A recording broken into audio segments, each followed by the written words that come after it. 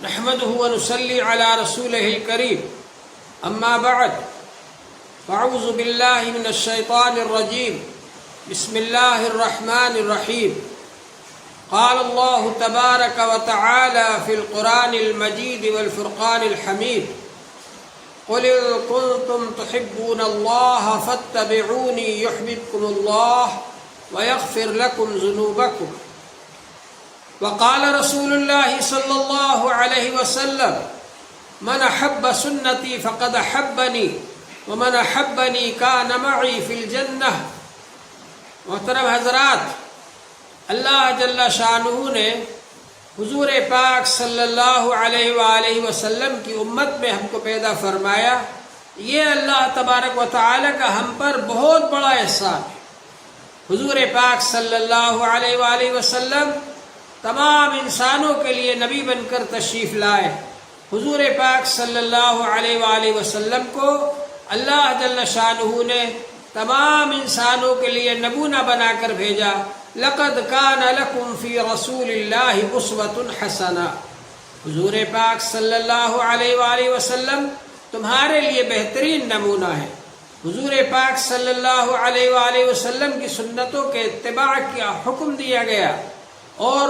اللہ جل شانہ نے ارشاد فرمایا قل ان کنتم تحبون اللہ فاتبعونی یحببکم اللہ۔ اے نبی صلی اللہ علیہ وآلہ وسلم، آپ فرما دیجئے کہ اے لوگو، اگر تم لوگ اللہ سے محبت کا دعویٰ کرتے ہو تو میری اتباع کرو، میری سنتوں کے مطابق، میرے طریقوں کے مطابق زندگی بناؤ اور زندگی میں عمل کرو، تو اللہ جل شانہ تم سے محبت کرنے لگیں گے اور اللہ تعالیٰ تم کو محبوب بنا لیں گے۔ اور حضور پاک صلی اللہ علیہ وآلہ وسلم نے ارشاد فرمایا لا یؤمن احدکم حتی اکون احب الیہ من والدہ وولدہ والناس اجمعین۔ تم میں سے کوئی شخص اس وقت تک کامل ایمان والا نہیں ہو سکتا یہاں تک کہ اس کے دل کے اندر میری محبت اس کے والدین سے بھی زیادہ ہو، اس کے اولاد سے بھی زیادہ ہو، سب سے زیادہ اس کے دل میں میری محبت ہو، رسول پاک صلی اللہ علیہ وآلہ وسلم کی محبت ہو، تب وہ اللہ تبارک و تعالی کی نظر میں عزت پائے گا، تب وہ اللہ سے محبت کرنے والا اور رسول پاک صلی اللہ علیہ وآلہ وسلم سے محبت کرنے والا مانا جائے گا۔ تو سب سے زیادہ محبت اللہ کے رسول صلی اللہ علیہ وآلہ وسلم کی ہونا چاہیے ہمارے دل کے اندر، اور محبت کرنے کا طریقہ ہر ایک سے الگ ہوتا ہے۔ ماں باپ سے محبت کرنے کا طریقہ الگ ہوتا ہے، ان کی تعظیم کرنا، ان کی عظمت کرنا، ان سے عقیدت رکھنا، ان کی خدمت کرنا، یہ ماں باپ سے محبت ہے۔ اسی طرح سے بہن بھائیوں سے محبت کا طریقہ الگ ہوتا ہے، ان کے ساتھ اچھا سلوک کرنا، یہ ان کے ساتھ شفقت محبت کا برتاؤ کرنا۔ اولاد سے محبت کا طریقہ الگ ہوتا ہے کہ اولاد کے ساتھ اچھا برتاؤ کرنا، اولاد کے اوپر شفقت رکھنا، اولاد سے محبت کرنا، اولاد کے حقوق ادا کرنا، یہ اولاد سے محبت کا طریقہ ہے۔ اسی طرح سے یہ ضروری ہے کہ حضور پاک صلی اللہ علیہ وآلہ وسلم سے اس طریقے سے محبت کی جائے جو طریقہ اللہ کو پسند ہے، جو طریقہ رسول پاک صلی اللہ علیہ وآلہ وسلم کو پسند ہے۔ اللہ کے رسول صلی اللہ علیہ وآلہ وسلم سے محبت کا طریقہ یہ ہے کہ رسول پاک صلی اللہ علیہ وسلم کی سنتوں کے مطابق اپنی زندگی کو بنایا جائے۔ من احب سنتی فقد احبنی، جس نے میرے طریقے سے محبت کی اس نے مجھ سے محبت کی۔ آج حضور پاک صلی اللہ علیہ وآلہ وسلم کو ہم دیکھ نہیں سکتے، آج حضور پاک صلی اللہ علیہ وآلہ وسلم کی باتیں ہم براہ راست نہیں سن سکتے، آج حضور پاک صلی اللہ علیہ وسلم کی مجلس میں ہم نہیں بیٹھ سکتے، آج حضور پاک صلی اللہ علیہ وسلم کے پیچھے ہم نہیں چل سکتے، لیکن حضور پاک صلی اللہ علیہ وسلم کی سنتیں آج ہمارے سامنے موجود ہیں، احادیث ہمارے سامنے موجود ہیں۔ حضور پاک صلی اللہ علیہ وآلہ وسلم نے جو بیان فرمایا، جو کام کیے، جو طریقہ اختیار فرمایا، صحابہ کرام نے ایک ایک چیز کو بیان فرمایا، صحابہ کرام نے ایک ایک چیز کی حفاظت فرمائی، صحابہ کرام نے ایک ایک چیز کو ہم تک پہنچایا۔ محدثین کرام نے حدیث میں چھان بین کر کے، سندوں میں چھان بین کر کے صحیح حدیثیں جمع کر دی کتابوں کے اندر، ایک ایک سنت اور ایک ایک طریقہ حضور پاک صلی اللہ علیہ وآلہ وسلم کا آج ہمارے سامنے موجود ہے۔ کچھ تو وہ حدیثیں ہیں جو حدیث تو ہیں مگر سنت نہیں ہے، جیسے حضور پاک صلی اللہ علیہ وآلہ وسلم نے مسلسل روزے رکھے شعبان کے مہینے میں، لیکن آپ نے امت کو منع فرما دیا، ایکم مثلی یطعمنی ربی ویسقینی، تم میں سے کون ہے مجھ جیسا، مجھے تو میرا رب کھلاتا پلاتا ہے، یعنی مجھے روحانی طاقت ملتی ہے۔ لہذا امت کو آپ نے منع فرما دیا کہ تم لوگ مسلسل روزے نہ رکھو، ایک دن چھوڑ کر کے روزہ رکھو، نفلی روزہ،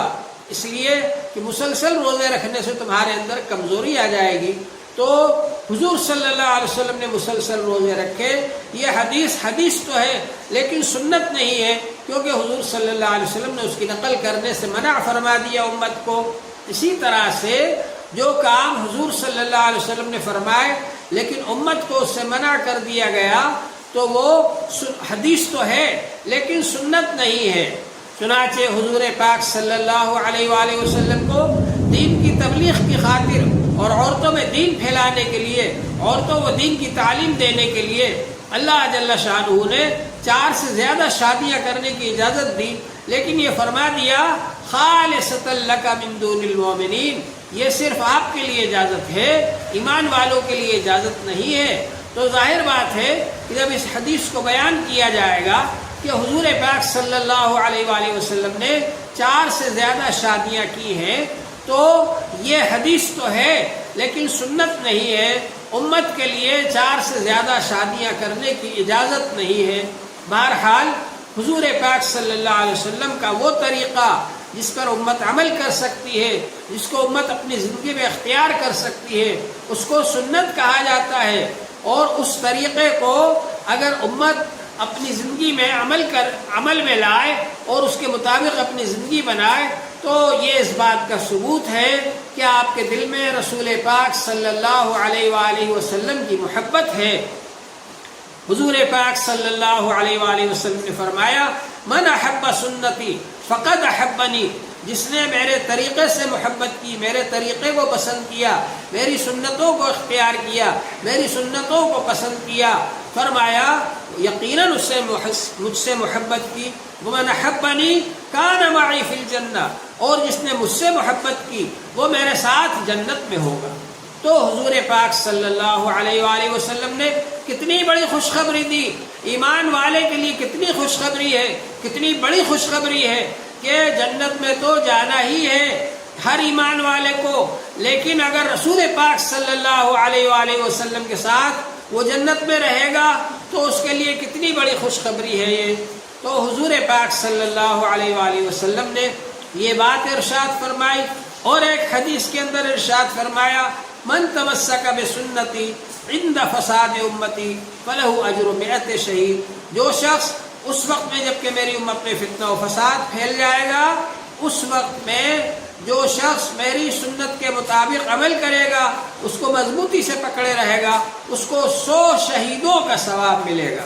حضور پاک صلی اللہ علیہ وآلہ وسلم نے ہم کو یہ خوشخبری دی، تو سنتوں کے مطابق عمل کرنا، سنتوں کے مطابق اپنی زندگی بنانا یہ بہت زیادہ ضروری ہے۔ اتباع سنت ضروری ہے کہ حضور صلی اللہ علیہ وسلم کے طریقے کے مطابق ہم زندگی گزاریں، اور اسی طرح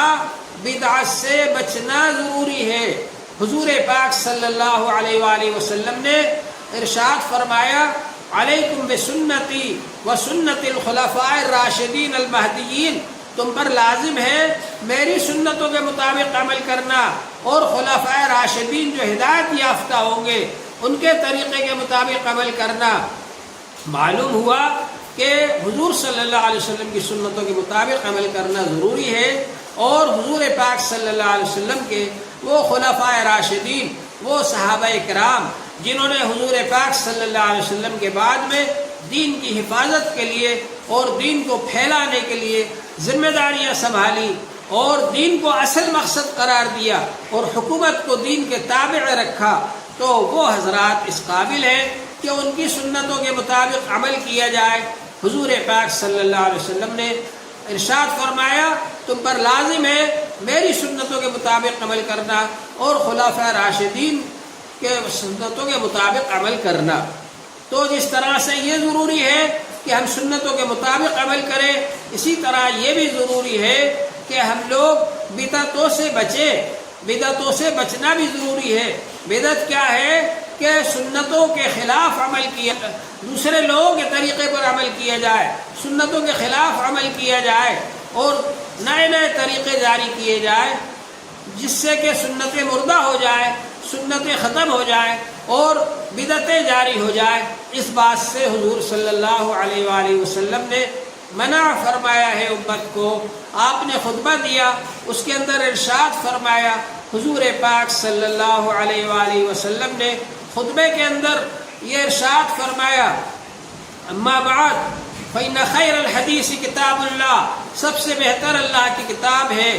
وخیر الہدی ہدی محمد صلی اللہ علیہ وآلہ وسلم، اور سب سے بہترین سیرت نبی پاک صلی اللہ علیہ وسلم کی سیرت ہے، وإیاکم ومحدثات الامور، اور محدثات الامور سے نئی نئی چیزوں سے بچتے رہنا، فإن كل محدثۃ بدعہ وكل بدعۃ ضلالہ، کیونکہ ہر نئی پیدا کی جانے والی چیز بدعت ہے اور ہر بدعت گمراہی ہے۔ دین میں ایسی چیز کو پیدا کرنا جس کی اصل دین میں نہیں ہے، حضور پاک صلی اللہ علیہ وسلم کے زمانے میں، خیر القرون کے زمانے میں جس کی اصل نہیں پائی جا رہی، جس کی بنیاد نہیں پائی جا رہی، اگر اس کو شروع کیا جائے تو اس کا نام بدعت ہے۔ علیہ وسلم